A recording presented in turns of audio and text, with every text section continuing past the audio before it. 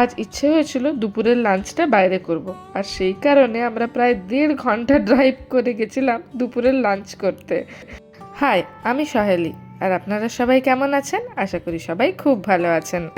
আজ যে দিনের ব্লগটি শেয়ার করছি, এই দিনটি ছিল রবিবার আর তারিখটি ছিল 7 ডিসেম্বর।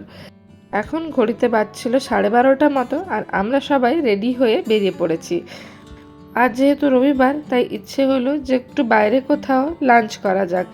আর আমার এই ইচ্ছে শুনে সানি বলল যে যখন লাঞ্চ করতে বাইরেই বেরোতে হবে, তখন চল একটু লেক জেনেভা ঘুরে আসি। অ্যাকচুয়ালি এই লেক জেনেভাতে একটি মিউজিয়াম আছে, যেখানে এই ক্রিসমাসের সময় খুব সুন্দরভাবে মিউজিয়ামটাকে সাজায়। আর আমার এই ধরনের ক্রিসমাস ডেকোরেশনগুলো দেখতে ভীষণ ভালো লাগে, তাই সানি বলল চল একবার ঘুরেই আসি, আর ওখানেই লাঞ্চটাও করে নেব। আর তা শুনে আমি তো এক পায়ে রাজি। আর এই দেখুন, কথা বলতে বলতে আমরা চলেও এসেছি। আর এই যে চারিদিকে দেখছেন না, বরফ জমে আছে এত, এগুলো জমেছে ওই যে লাস্ট উইক এত স্নোফল হলো তার ফলেই। আপনাদের সাথে সেই স্নোফলের ব্লগ তো শেয়ার করেইছিলাম। তারপরে মাঝে মাঝে রাতের দিকে কিছু স্নোফ্লেক্স পড়েছে, সেইভাবে ভারী স্নোফল হয়নি। কিন্তু এই যে টেম্পারেচার মাইনাসে থাকার জন্য বরফগুলো এখনও অ্যাজ ইট ইজ রয়ে গেছে। আজকে যদিও ওয়েদারটা বেশ ভালোই, বেশ সানি ওয়েদারই আছে, বাট প্রচণ্ড ঠান্ডা। আরে দেখুন, আমরা চলে এসেছি লেক জেনেভা মিউজিয়ামটার কাছেই। তো এটি হচ্ছে মিউজিয়ামের গেটটি। দেখুন কি সুন্দর করে ক্রিসমাস থিমের মিউজিয়ামটাকেও সাজিয়ে দিয়েছে। দেখুন, এই গেট থেকেই যেন ক্রিসমাস ভাইব শুরু হয়ে গেছে। কি সুন্দর লাগছে না? এই লেক জেনেভা আমরা এসেছিলাম গত বছর সামার টাইমে। সেই টাইমে অবশ্যই মিউজিয়ামে আসা হয়নি, কারণ মিউজিয়ামটা আচ্ছা তেমন পপুলার নয়, বাট এই ক্রিসমাসের সময় খুব সুন্দর করে সাজায়। আর এই যে আমরা ঢুকছি মিউজিয়ামের গেটে। চলুন মিউজিয়ামটা আপনাদেরকেও ঘুরে দেখাই। তো এই যে এটা হচ্ছে মিউজিয়ামের ঢুকতেই মিউজিয়ামের গেটটি। কি সুন্দর একটি ক্রিসমাস ট্রি আছে দেখুন, যেটা রোটেট করছে। আর এখানে মিউজিয়ামে ঢুকেই টিকিট কাটতে হয়। টিকিট কাটার সাথে সাথে আমাদেরকে এরকম একটা ফর্ম দিলেন ওনারা। অ্যাকচুয়ালি এখানে যত ক্রিসমাস ট্রি সাজানো আছে, ওগুলোকে কোনো না কোনো সংস্থা বা কোনো না কোনো ফ্যামিলি এসে সাজিয়ে দিয়ে গেছে। আর আমরা সেই ডেকোরেশনগুলোকে দেখে ক্রিসমাস ট্রিগুলোকে ভোট দিতে পারি। হয়তো এই ভোটের ভিত্তিতেই ওনাদের কিছু প্রেজেন্টের ব্যবস্থা আছে। আর এবার একবার জায়গাটিকে দেখুন, একদম ম্যাজিক্যাল লাগছিল জায়গাটি দেখতে। চারিদিকে এত ক্রিসমাস ট্রি ছিল, আর ক্রিসমাস ট্রিগুলোকে এত সুন্দর করে সাজানো হয়েছিল যে কোনটা ছেড়ে কোনটা দেখবেন। সবগুলো ক্রিসমাস ট্রি দারুণ সুন্দর, দারুণ সুন্দর লাগছিল, আর দারুণ সুন্দর করে সাজানো হয়েছিল। আমার তো পুরো জায়গাটাই ম্যাজিক্যাল লাগছিল। আর টুকুস টিনটিনও ভীষণ খুশি ছিল। ওরা তো ওই শান্তা টান্তা দেখতে পেয়ে আরও খুশি হয়ে গেছিল।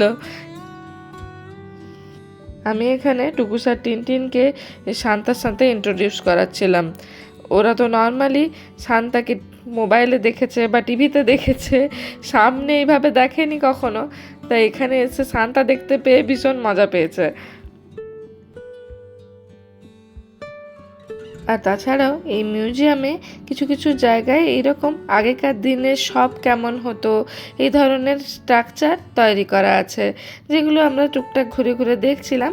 অ্যাকচুয়ালি এইগুলো সবসময়ই থাকে মিউজিয়ামের মধ্যে, বাট এই ক্রিসমাসের সময় এইভাবে ক্রিসমাস ট্রিগুলোকে সাজানো হয় মিউজিয়ামটার মধ্যে। আর পুরো জায়গাটা দেখতে একদম ম্যাজিকের মতো লাগে। আর এখানে দেখুন কি সুন্দর কয়েকটা ভিনটেজ কারও রাখা আছে। আর আপনারা তো জানেনই টিনটিন কত পরিমাণ গাড়ি ভালোবাসে, তাই ওকে ওয়াগন থেকে তুলে আমি নামিয়ে দিয়েছি যে গাড়িগুলো যাতে ও ভালোভাবে দেখতে পারে। ওকে দিয়েই আমি গাড়িগুলো দেখাচ্ছিলাম। ও তো বেশ মজা পেয়েছে। তোর বাবাকে বলছিল যে গাড়ির সামনে আমার একটা ফটো তুলে দাও। আর এই জায়গাটাকে দেখুন কি সুন্দর করে সাজানো, ছোট ছোট মিনিয়েচার বাড়ি ঘর দিয়ে ক্রিসমাস ট্রি দিয়ে একটা সুন্দর মিনিয়েচার তৈরি করা আছে। এত দারুণ লাগছিল এই জায়গাগুলো দেখতে যে চোখে না দেখলে বিশ্বাস করা যায় না। আমি জানি না আপনাদেরকে ক্যামেরাতে কতটা বোঝাতে পারছি, বাট যখন আমরা ওইখানে ছিলাম তখন যেন মনে হচ্ছিল আমরা কোনো আলাদাই একটি জায়গায় চলে এসেছি, যেন এটি পৃথিবীর একটি অন্য এক জায়গা। আর এখানে দেখুন এই ক্রিসমাস ট্রিটা আবার গ্লাসের তৈরি। ব্যাস এইটুকু জায়গাতেই এইভাবে ক্রিসমাস ট্রি দিয়ে সাজানো ছিল। এরপরে আর একটু উপরে উঠতে হতো, একটা ছোট্ট সিঁড়ি আছে, সেটা দিয়ে যেহেতু আমরা ওয়াগন নিয়ে উঠতে পারবো না, সেই কারণে ওর পাশে একটা ছোট্ট লিফট আছে যেটা ম্যানুয়ালি চলে। এইভাবে বাটন টিপে রাখতে হয়, দিলে লিফটটি উঠে আসে। এইটি অ্যাকচুয়ালি এই জন্য করা থাকে, যেখানে ছোটোখাটো সিঁড়ি থাকে সেখানে যাতে বাচ্চাদেরকে নিয়ে স্ট্রলারে করে উঠতে সুবিধা হয়, বা যারা হ্যান্ডিক্যাপড থাকেন তারা যাতে উঠতে পারেন।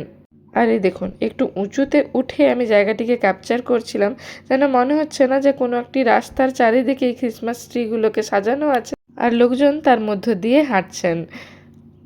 তো যাই হোক, এখানে এই জায়গাটি দেখার পরে আমরা মিউজিয়ামটি পুরোটা ঘুরে দেখছিলাম।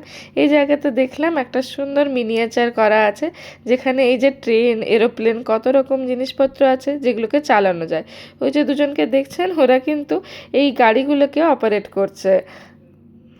এই দেখুন, এবার টুকুস টিনটিন এসছে গাড়িগুলোকে চালানোর জন্য। দেখুন টুকুস টিনটিনের পাশে ছোট ছোট কতগুলো বাটন করা আছে, এই বাটনগুলো দিয়েই এই গাড়িগুলোকে বা ট্রেনগুলোকে অপারেট করা যায়। আর ওরা তো এই জিনিসটি পেয়ে বেশ মজা পেয়ে গেছে। টুকুস টিনটিন দুজনেই এই জায়গাটি ছেড়ে যেতেই চাইছিল না। আর এই জায়গাটিতে দেখুন কত ট্রেন সাজানো আছে, কত রকমের ট্রেন, এগুলো যদিও খেলনা ট্রেন। আর টিনটিনের দাবি এইগুলোকে সে বাড়ি নিয়ে যাবে। তো যাই হোক, আমরা এই মিউজিয়ামটি ঘুরে ঘুরে দেখছিলাম। খুব একটা বড় নয়, একটু ছোটই মিউজিয়াম, খুব বেশি জিনিসপত্র নেই এখানে। কিছু কিছু জিনিসপত্র আছে, কিছু ফটো, কিছু আগেকার দিনের জিনিসপত্র। সব কিছু তো আমরা সেভাবে বুঝতে পারছিলাম না।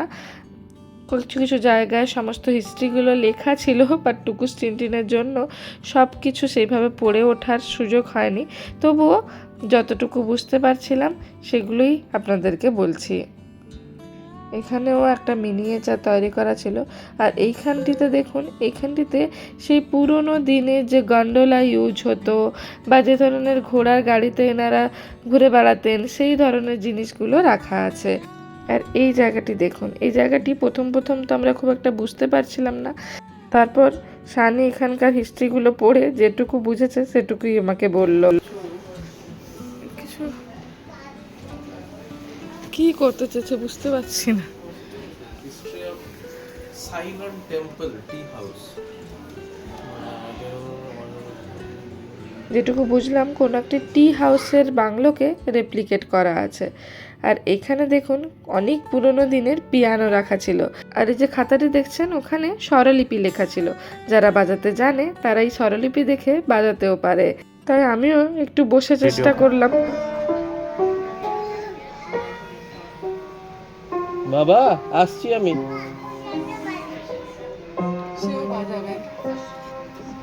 তো আমাকে দেখে টিনটিনের ইচ্ছা হলো তিনিও পিয়ানো বাজাবেন। আর টিনটিন বাজাতে এলে টুকুসকে আর ধরে কে, তো সেও চলে এলো। তো সবাই মিলে একসাথে পিয়ানো বাজানো শুরু। ওরা তো বেশ মজা পাচ্ছিল এগুলো করতে পেরে। আর এই জিনিসটি কি জানেন, এটি হচ্ছে সেই পুরোনো দিনের ক্যামেরা। আগেকার দিনে নাকি এইভাবে ক্যামেরাতে ফটো তোলা হতো। আর এখানে ছিল পুরোনো দিনের একটি ক্লাসরুমের রেপ্লিকা। কি সুন্দর দেখুন, কি সুন্দর ছোট ছোট স্লেট রাখা আছে, বই রাখা আছে। আর দেখুন টিচারের একটা রেপ্লিকাও তৈরি করা আছে। আমি দেখছিলাম টিচারের ডেস্কটাতে কি কি আছে। বেশ সুন্দর সুন্দর কলম, পেন্সিল, সেই আগেকার দিনে যেরকম কলম পেন্সিল হতো এরকমভাবে রাখা আছে।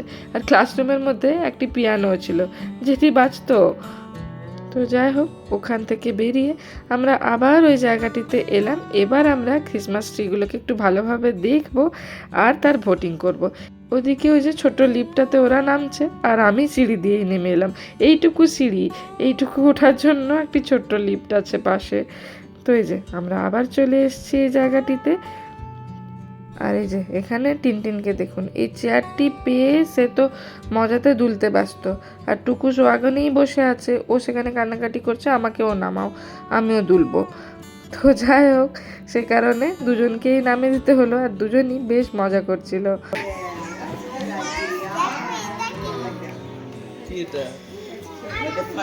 আর এই জায়গাটিতে দেখুন একটি ডাইনিং প্লেসের রেপ্লিকা বানানো আছে।